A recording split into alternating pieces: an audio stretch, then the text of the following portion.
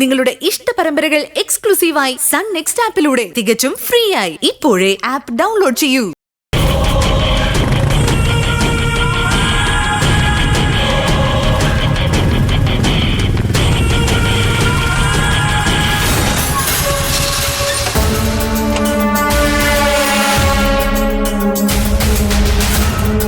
അടിച്ചു വരണല്ലേ?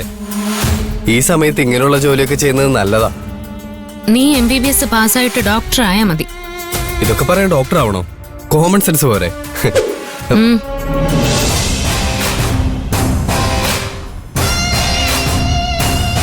നീ എങ്ങോട്ടാ ഈ കയറി പോന്നെ? അകത്തേക്ക്. മഹിമയില്ലേ? ഉണ്ട്.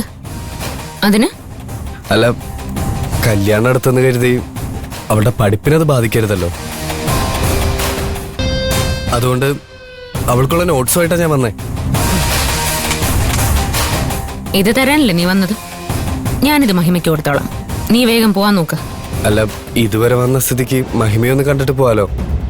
കോളേജിലെ കുറെ പേര് അവൾ അന്വേഷിച്ചിരുന്നു. ആ അന്വേഷണങ്ങളൊക്കെ ഒന്ന് നേരിട്ട് പറയുന്നതല്ല അതിന്റെ ഒരു മര്യാദ. അതിന്റെ ഒരു ആവശ്യമില്ല. ചേച്ചിക്ക് ഞാൻ മഹിമ അടിച്ചതിന്റെ ദേഷ്യം ഇതുവരെ മാറിയില്ലെന്ന് തോന്നുന്നു. അത് മഹിമ പോലും മറന്നു. ചേച്ചി എന്തിനാ അത് സീരിയസ് ആയി എടുക്കുന്നത്? ഞാൻ മഹിമയുടെ ഒരു നല്ല സുഹൃത്ത് മാത്രമാ. അതല്ലേ അവളുടെ നിശ്ചയത്തിൽ ഞാനിവിടെ ഓടി നടന്ന് ജോലി ചെയ്തേ. നിന്റെ അഭിനയം കണ്ട് ബാക്കിയുള്ളവരൊക്കെ വിശ്വസിച്ച് കാണും. പക്ഷെ എന്റെ കാര്യം അങ്ങനെയല്ല. നിന്നെ പോലെ ഒരുപാട് ഫ്രോഡുകളെ എല്ലാ ദിവസവും കാണേണ്ടി വരുന്നൊരു ജോലിയാണ് ഞാൻ ചെയ്യുന്നത്. എന്നെ നീ പറ്റിക്കാൻ നോക്കല്ലേ? പറ്റിക്കാൻ നോക്കുവാന്നോ? ചേച്ചി എന്താ പറയുന്നേ? എനിക്കൊന്നും മനസ്സിലാവുന്നില്ല. തൽക്കാലം നീ മനസ്സിലാക്കിയെടുത്തോളം മതി. ഇനി മഹിമയുടെ കല്യാണം കഴിയുന്നത് വരെ നിന്നെ ഈ പരിസരത്ത് കണ്ടുപോരുത്. എന്താ ചേച്ചി, ഒരു കല്യാണമാകുമ്പോ 100 വട്ടം ജോലികളുണ്ടാവില്ലേ? എല്ലാം ചേച്ചിക്ക് ഒറ്റയ്ക്ക് ചെയ്യാൻ പറ്റുമോ? എന്നെ പോലെ ഒരാൾ ഒരു സഹായത്തിനുണ്ടാവുന്നത് നല്ലതല്ലേ? നിന്നെ കൊണ്ട് ആർക്കും ഒരു സഹായം ഉണ്ടാവില്ല.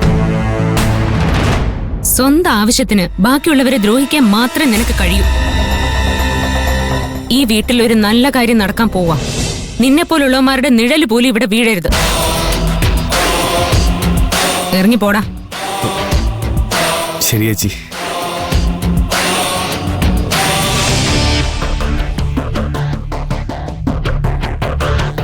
ഈ ഒരു അവസ്ഥയിലേ ഇങ്ങനെയൊന്നും ദേഷ്യപ്പെടാൻ പാടില്ല ചേച്ചി. അവസാനം പ്രഷർ കയറി കുഞ്ഞിനെന്തെങ്കിലും സംഭവിക്കും. നിങ്ങളുടെ അശ്രദ്ധ കാരണം കുഞ്ഞ് മരിച്ചുപോയാലോ? ജീവിതകാലം മുഴുവൻ അതിനോർത്ത് ദുഃഖിക്കേണ്ടി വരില്ലേ? ചേച്ചി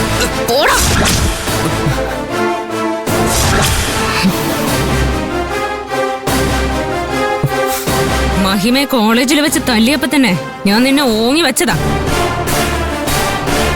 നീ എന്നെ ഭീഷണിപ്പെടുത്താൻ മാത്രം ആളായെന്ന് നിനക്ക് തോന്നുന്നുണ്ടോ? അയ്യോ, ഞാൻ അങ്ങനെയൊന്നും ഉദ്ദേശിച്ച് പറഞ്ഞതല്ല. എണീക്കടാ.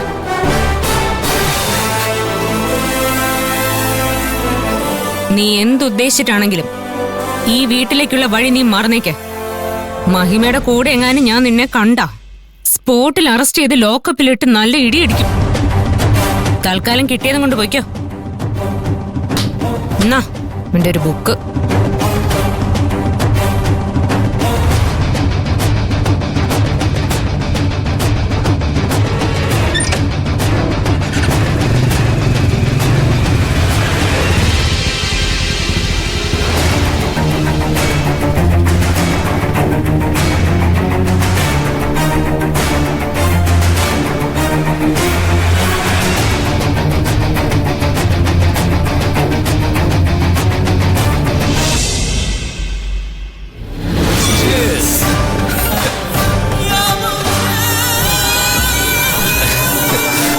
ഇവന്റെ പെർഫോമൻസ് കണ്ടിട്ടെ എല്ലാവരും മൂക്കും കുത്തി വീണെന്നായിരുന്നു ഇവന്റെ വിചാരം. എല്ലാവരെയും മണ്ടനാക്കാൻ നടക്കുന്ന ഇവന് ഇങ്ങനെ ഒരു പണി കിട്ടുമെന്ന് ഇവൻ സ്വപ്നത്തിൽ പോലും വിചാരിച്ചില്ല, അല്ലടാ?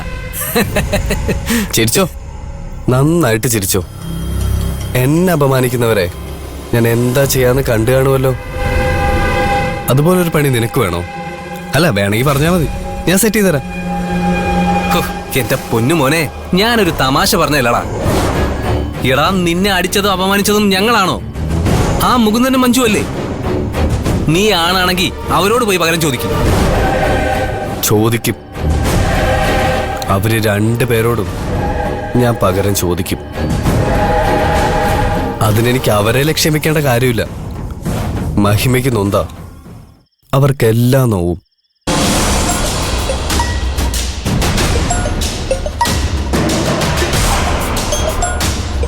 നാശം.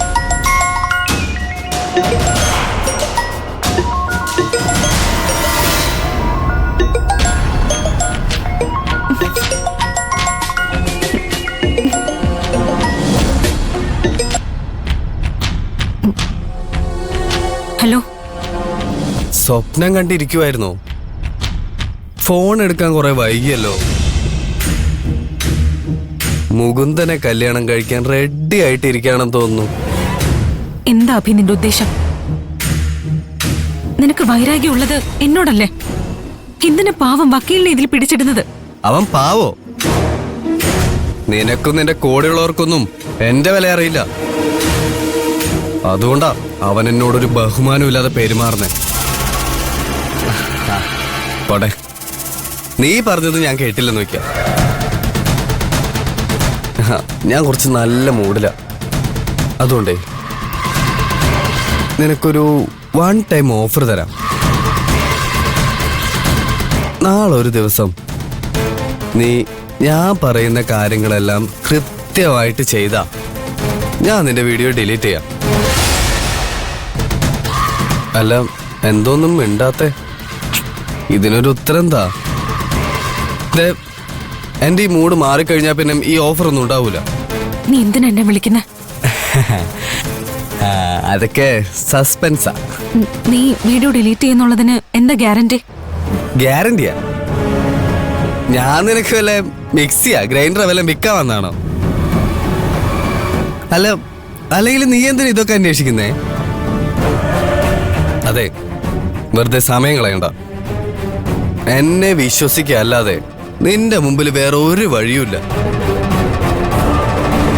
നീ കുറെ കൂടുതൽ സമയം എടുക്കുന്നുണ്ട്. ഞാൻ ഈ ഓഫർ തിരിച്ചെടുക്കാൻ പോവാണേ. ഞാൻ വരാം.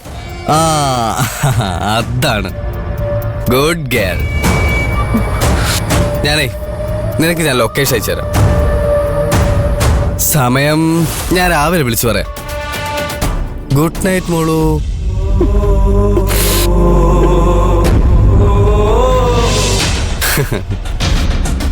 അവള് നാളെ ഞാൻ പറയുന്ന സ്ഥലത്തെത്തും. അതൊക്കെ ശരി, നീ എന്ത് ചെയ്യാനുള്ള പരിപാടിയാ?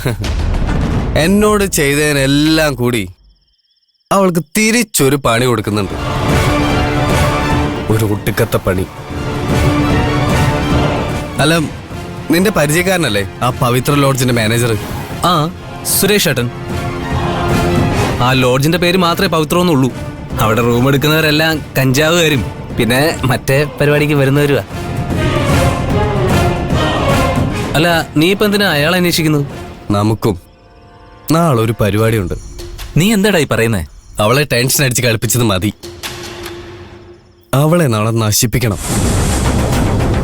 അപ്പൊ ഇത് വേണ്ട, നീ കൈവിട്ട് കളിക്കാൻ നിൽക്കുന്നേ. ഗിരിയേട്ടൻ എങ്ങനെ ഇത് അറിഞ്ഞാലേ നിന്റെ കാര്യം ആകെ പ്രശ്നമാവും. എന്ത് പ്രശ്നം വന്നാലും അത് ഫേസ് ചെയ്യാൻ തയ്യാറായി തന്നെ ഞാൻ നിൽക്കുന്നത്. നട്ടലിന് നല്ല ബലമുള്ളവർക്ക് എന്റെ കൂടെ നിൽക്കാം, അല്ലാത്തവന്മാർക്ക് പോവാം. പിന്നൊരു കാര്യം, കൂടെ നിൽക്കുന്നില്ലെന്ന് കരുതി നിങ്ങൾ ആരോടും എനിക്ക് ഒരു വൈരാഗ്യമില്ല. പക്ഷേ ഇതിനെക്കുറിച്ച് ഗിരിയോടോ മഞ്ജുവിനെയോ അറിയിച്ച് എന്നെ എതിർക്കാനാണ് ഭാവമെങ്കിൽ രണ്ടെണ്ണത്തിനെയും ഞാൻ വെറുതെ വിടില്ല. എനിക്ക് നിന്നെ എതിർക്കാൻ ഒരു ഉദ്ദേശവും ഇല്ല. പൊക്കോ.